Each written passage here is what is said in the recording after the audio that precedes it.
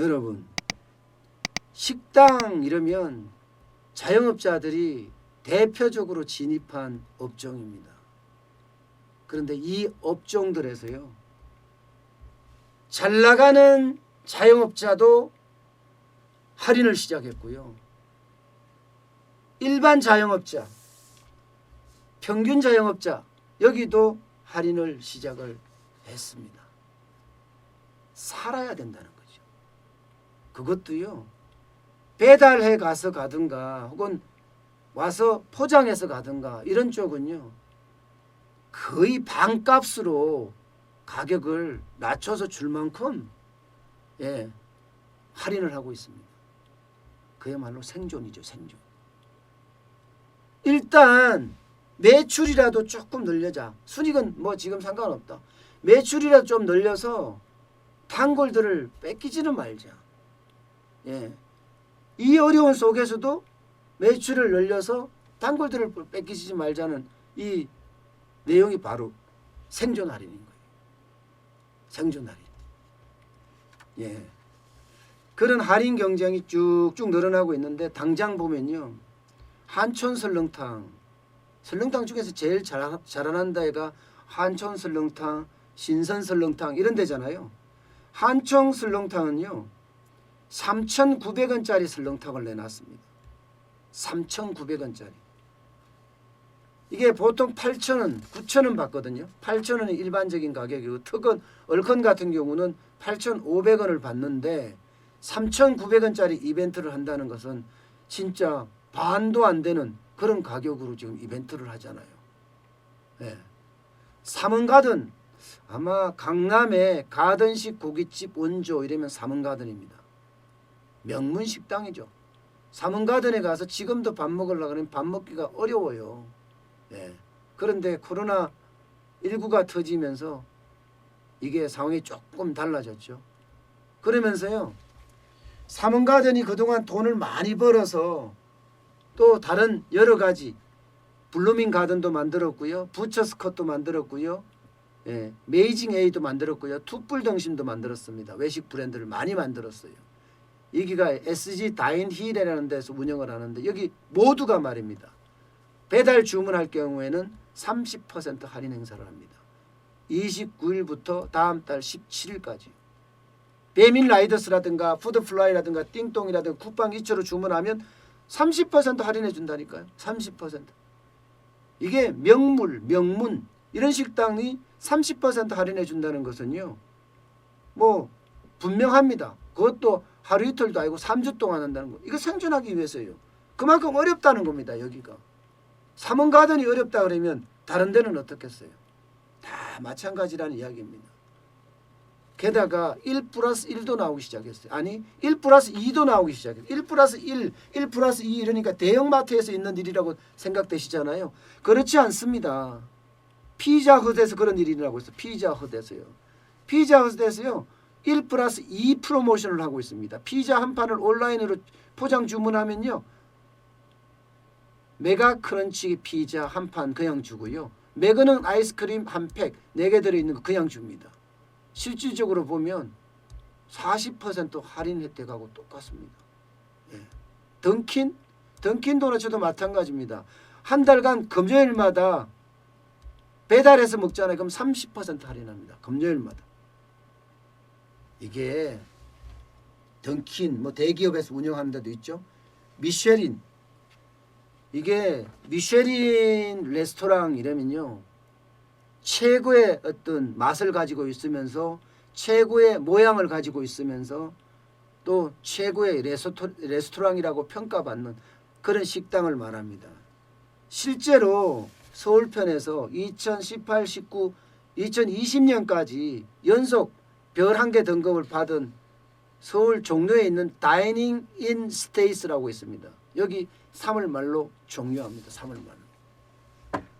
그러니까 저처럼 이렇게 저 오미래 소위 국밥 하듯이 저런 일반인이 창업하는 국밥집, 자연 그런 데부터 시작을 해서 아주 명인들이 만드는 그런 전문점 집, 여기 좀 더 한 걸음 나아가서 프랜차이즈 하는 전문점 집, 여기서 좀 더 나아가서 대기업에서 운영하는 전문점, 식당들 여기까지도 모두 생존을 위한 할인을 시작했다는 이야기입니다.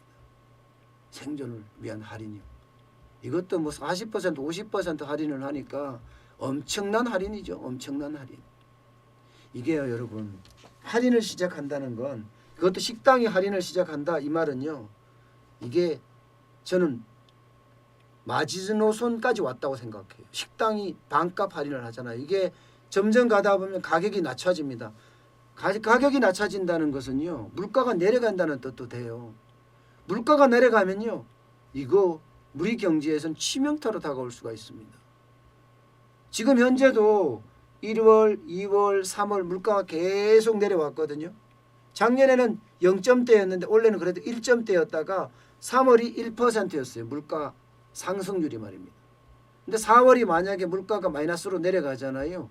뭐 1%도 물가가 굉장히 저물가이긴 해요. 2%를 기준점으로 보거든요. 2%는 기본적으로 올라야 되는데 그만큼 못 오르고 있는 거죠. 근데 4월이 마이너스가 된다? 이게 뭐 저물가에, 예, 저성장에 이렇게 되면 어떻게 되겠습니까? 일본식 장기 불황입니다. 일본식 장기 불황. 예, 일본식 장기 불황은 지금 도처에 널려 있습니다. 어떤 분들은 저한테 그런 이야기해요. 아니 돈을 많이 푸는데, 예, 통화량이 계속 늘어날 건데 물가가 왜 계속 마이너스가 되겠냐. 네가 잘못 알고 있는 거다. 물가는 더 올라갈 거다. 이렇게 말하시는 분들이 참 있거든요. 그런데요, 그게 아닙니다. 돈이 많이 푸는 건 사실이에요. 시중에 돈은 굉장히 많이 나와요. 그런데 통화성수라고 해서요, 돈이 회전하는 회전 지표를 말하거든요. 통화성수가 계속 떨어지고 있어요. 계속 떨어지고 있어요.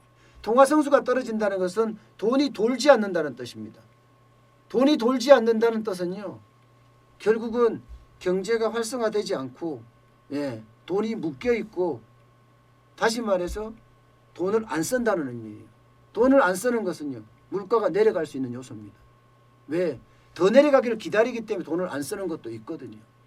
예, 그만큼 통화성수가 계속 떨어지기 때문에 돈을 많이 푼다고 하더라도, 예, 물가가 올라가기가 쉽지가 않습니다.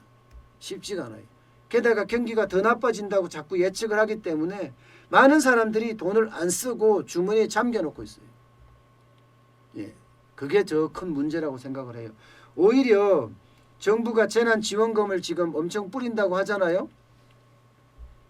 뭐 4인 가족 기준으로 100만 원을 뿌린다고 하는데, 이것도 소비를 진작시키기 위한 방법 중에 하나잖아요. 소비를 어떻게 하면 진작시키겠다, 내수를 활성화시키겠다, 이거 아니겠습니까? 실질적으로 내수가 차지하는 민간 소비, 내수가 차지하는 경제 성장률 전체 비중 중에 절반이 넘습니다. 예, 민간 소비가 많이 일어나면 일어날수록 경제 성장률도 올라가거든요. 그래서 지금 방법이 그 방법밖에 없으니까 돈을 100만 원씩 주겠다는 건데, 이게 저는 더 큰 문제라고 보여요. 이게 과연 그만큼 소비를 진작시켜낼까? 예, 저는 일본이 그렇게 했었어요. 잃어버린 20년, 잃어버린 10년 하면서 돈을 많이 풀어봤습니다만은 소비가 진작되지 않았습니다. 상품권조차도 장롱 속에 넣어놨었거든요. 그래서 정부는 이거 장롱 속에 넣어놓으면 안 되겠다 하고 시효를 주는 거거든요. 재난지원금 시효를 둡니다. 예, 시효를 두는데 더 웃긴 건요, 시효를 두봤자 이게 아무 의미가 없는 게, 보세요. 이게 돈이 필요한 사람한테 돈을 주면 소비가 일어납니다. 그런데 돈이 필요하지 않는 사람, 뭐 필요하지 않는 사람이 없겠습니다만 돈에 여유가 있는 사람에게 돈을 줘봤자 이건 대체 소비로 끝나요. 돈이 없는 사람한테 돈을 주면 추가 소비가 되잖아요. 그런데 돈이 있는 사람한테 돈을 주면 대체 소비밖에 안 일어난단 말입니다. 추가 소비가 더 일어나야 되는데 추가 소비를 안 할 겁니다. 일본도 안 했습니다. 그러면 소비는 그대로고 돈은 그대로 풀고 그런 결과가 초래되는 거죠. 언젠가는요, 여러분, 언젠가는 이게 인플레이션으로 될 가능성이 크죠. 경제가 화랑이 됐을 때는. 근데 뭐 급하게 당장 뭐 화랑이 되리라고 생각은 하지 않거든요. 예, 그만큼 지금 경제 자체가 어렵다는 것을 반증을 하는 거예요. 일반 자영업자부터 시작해서 명인 자영업자, 심지어는 식품 기업들까지도 할인 경쟁에 이렇게 뛰어드는 걸 보면 앞으로 경제가 좋지 않다는 것을 그대로 설명하고 있는 거다. 저는 이렇게 봅니다. 그만큼 앞으로 경제 자체가 실물 경제 자체가 쉽지는 않을 거다. 저는 그렇게 예상을 하고 있습니다.